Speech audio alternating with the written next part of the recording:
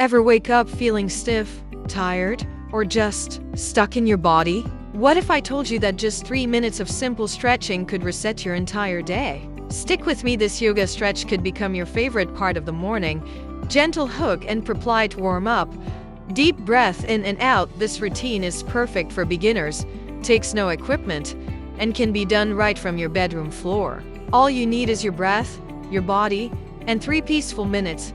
Yoga stretch flow. Begin flow. Cat cow pose 20 secs. Start on all fours. Inhale, arch your back, lift your head. Exhale, round your spine and tuck your chin. Feel your spine wake up. Child's pose with side stretch 30 secs. Sink back into child's pose. Now gently walk your hands to the right, then to the left.